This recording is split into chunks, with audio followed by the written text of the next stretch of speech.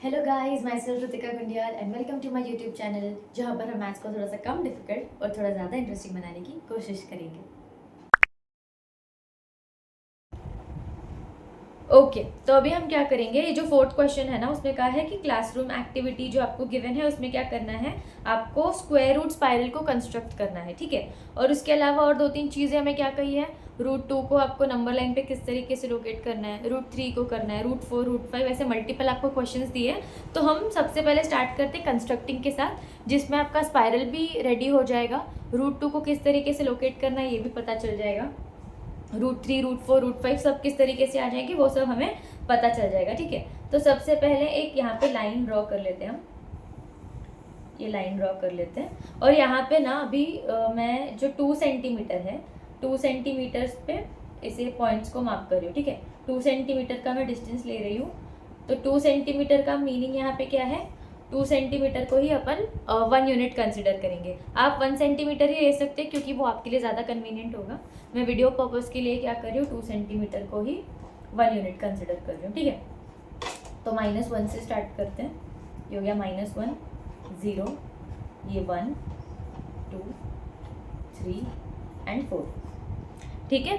ये क्या हो गए, ये सारे 1 यूनिट्स हो गए। अभी आप सेंटीमीटर्स को भूल जाओ, यहाँ पे मैं सिर्फ वीडियो के लिए क्या कर रही हूँ, मैंने 2 सेंटीमीटर को क्या किया है, 1 यूनिट लिया है।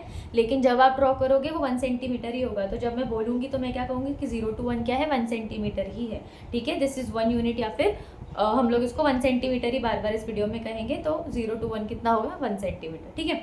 अब सबसे पहले क्या करते हैं, ये डिस्टेंस कितना था, 0 से 1 तक का, ये है 2 सेंटीमीटर का डिस्टेंस है। तो यहाँ पे हम करते हैं और एक 2 सेंटीमीटर की लाइन ड्रॉ करते हैं परपेंडिकुलर, ठीक है। 2 सेंटीमीटर की, आपकी ये वाला जो डिस्टेंस है वो 1 सेंटीमीटर होगा तो आप 1 सेंटीमीटर ही लोगे। हम यहाँ पे क्या करें, 2 सेंटीमीटर और 2 सेंटीमीटर, ठीक है।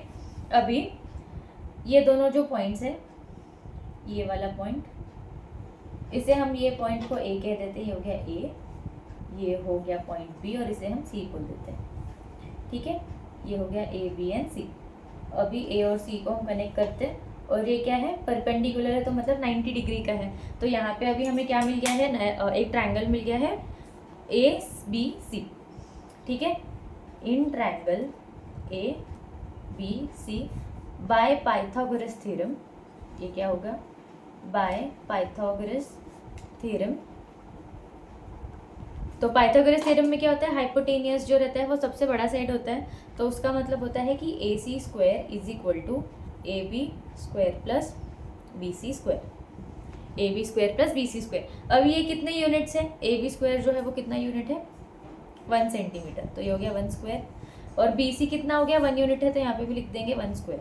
हमें क्या फाइंड आउट करना है, ए सी को फाइंड आउट करना है। तो ये हो गया 1 का स्क्वायर 1, 1 का स्क्वायर 1 इज इक्वल टू 2।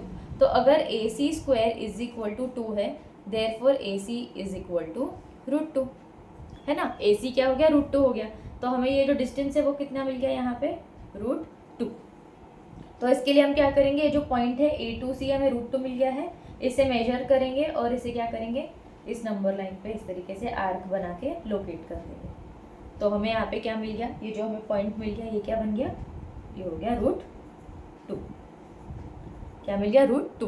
काफ़ी इजी है ना। अभी हम क्या करते हैं, इसी के कंटिन्यूएशन में √3 को भी ड्रॉ करते हैं। तो सबसे पहले आपको करना है यहाँ पे,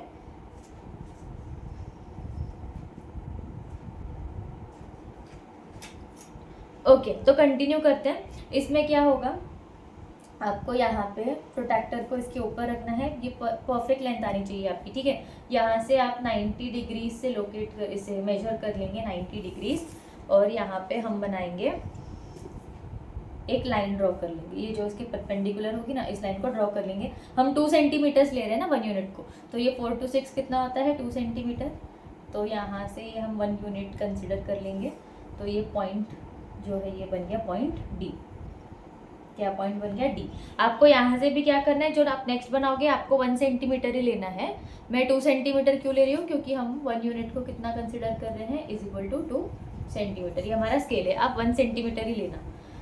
अभी ये तो हो गया।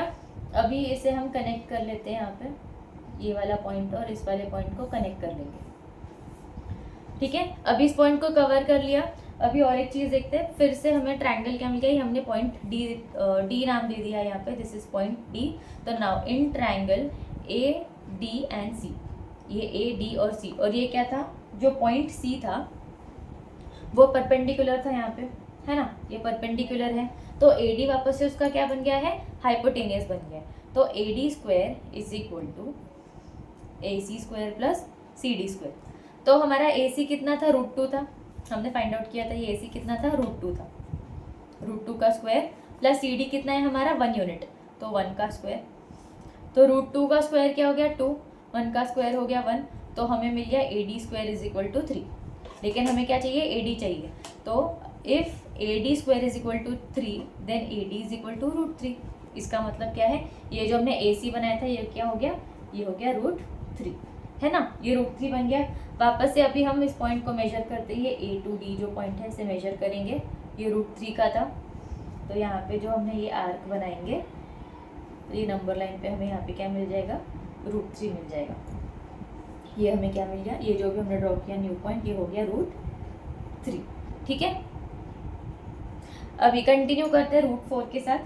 वापस से √4 के लिए आपको इस पॉइंट्स को मेजर करना है, यहाँ से परपेंडिकुलर ड्रॉ करेंगे, इसे मेजर करके यहाँ पे अच्छे से हाँ, ये लाइन के ऊपर लाइन अच्छे से रख दो, और ये फिर 90 डिग्री यहाँ से बनेगा, ठीक है। वापस एक यूनिट ड्रॉ करेंगे, हमारा एक यूनिट कितना था 2 सेंटीमीटर, आपको 1 सेंटीमीटर ही ड्रॉ करना है। यहाँ पे हम 5 पे रख देते हैं इसको, ठीक है, ये 5।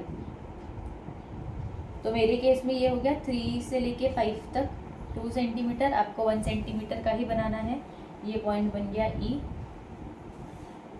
ई और ओ, ए को ज्वाइन कर लेंगे, ए और ई को ज्वाइन कर लेंगे। अभी वापस से और एक ट्रायंगल हमें मिल गया है, कौन सा है triangle, in triangle A D E, in triangle A D E.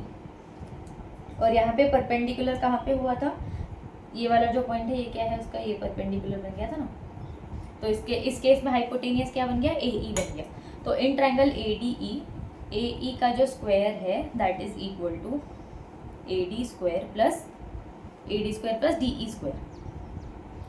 तो ए डी कितना था, हमने ए डी कितना फाइंड आउट किया था, √3, तो यहाँ पे लिख देंगे √3 स्क्वायर, और डी ई कितना था हमारा 1 यूनिट, तो ये हो गया 1 स्क्वायर, ओके।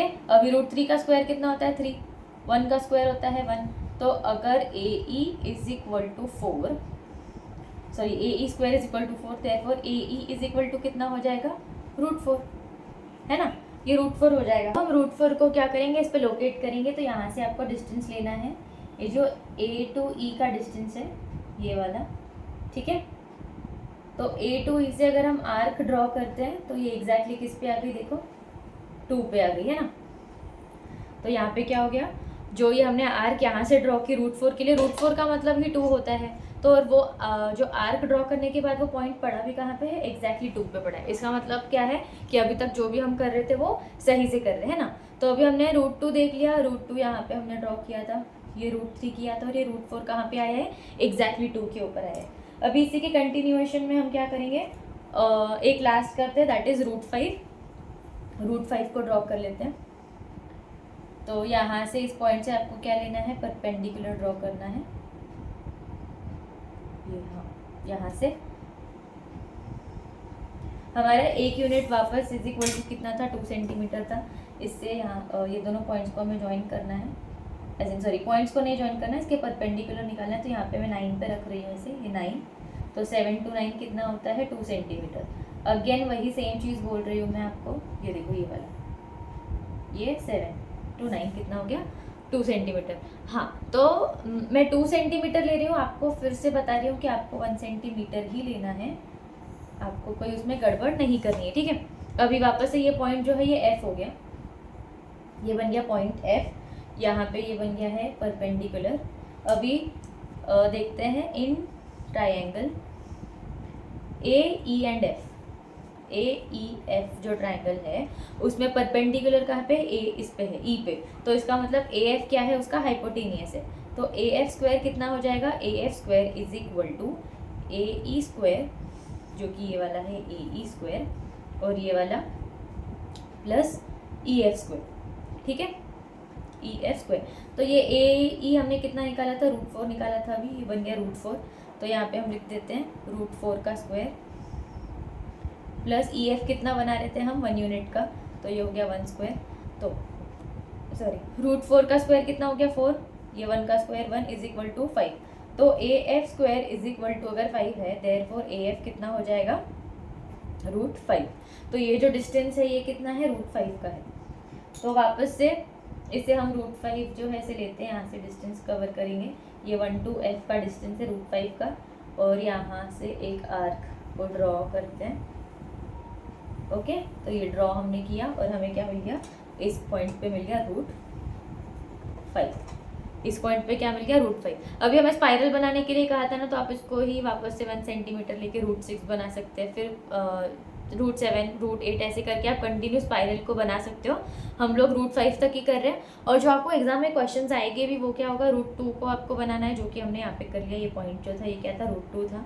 √3 भी एग्जाम में आ सकता है, ये हो गया √3, और √5 भी आ सकता है जो हमने कर लिया। और एक चीज़ जो हमने की थी √4, वो आपका क्या हुआ था, एकदम परफेक्ट 2 के ऊपर है। इसका मतलब हम क्या कर रहे हैं, सही से कर रहे हैं। और उसके साथ साथ आपको ये सब चीज़ें भी मेंशन करनी है जो भी आप क्वेश्चन सॉल्व करोगे। तो सिर्फ कंस्ट्रक्शन नहीं करना है, उसके अलावा आपको ये चीज़ें भी वहाँ पे परफॉर्म करनी है, ठीक है।